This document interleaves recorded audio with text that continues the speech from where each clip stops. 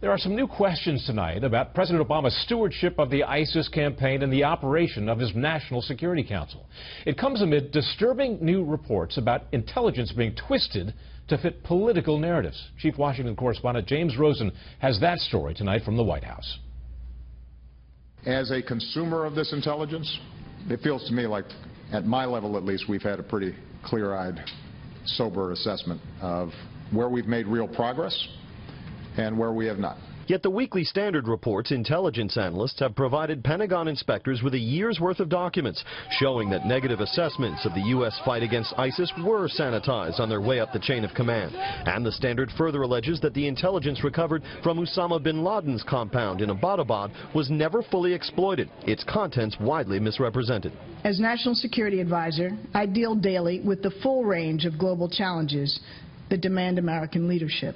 We're seizing opportunities and we're meeting challenges head on. Now some leading experts question how effectively the Obama NSC is functioning. David Rothkopf, CEO of ForeignPolicy.com and author of Running the World, The Definitive History of the NSC, told Fox News that despite some putative successes, such as the Iran nuclear deal and rapprochement with Cuba, time will not be kind to Susan Rice and her team. I think the results are bad, and frankly I think that history is not going to judge the president's performance or his NSC's performance very well. I've spoken to people in the Pentagon on a fairly regular basis who have said that this NSC is resistant to suggestions, advice, and interpretations that don't fit with their worldview. The death spiral in Syria, where several nations are now waging war. The body count exceeds 300,000, and new refugees and foreign fighters are produced daily, has heavily taxed the Obama NSC and produced its most dysfunctional moments.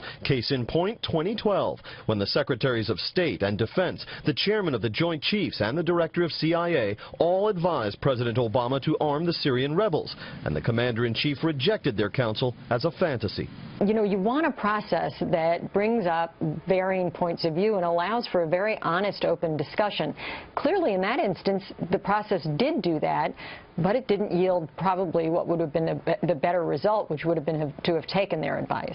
And then there was the president's red line on Syria's use of chemical weapons. Charlie Savage, the Pulitzer Prize-winning New York Times reporter and author of Power Wars, a critically acclaimed 800-page study of the Obama National Security Team, said the president, usually insistent on orderly procedure, stunned his team twice. First by making policy on the fly, then with a last-minute pivot away from airstrikes. The fact that that became a red line certainly was not an output of functional NSC decision-making, because no one knew he was going to say it until he had said it. Most of his policy advisors in that situation expected him to move forward and authorize an attack. And it tells us that even his NSC can be surprised by the decisions he makes at some point. In fairness to President Obama, the experts we consulted all noted that even a smooth process can yield a poor outcome, and that most of the questions and decisions that make it to the National Security Council are ones where there is no wholly positive outcome to be achieved. Doug? James Rosen in the White House briefing room tonight. Thank you, James.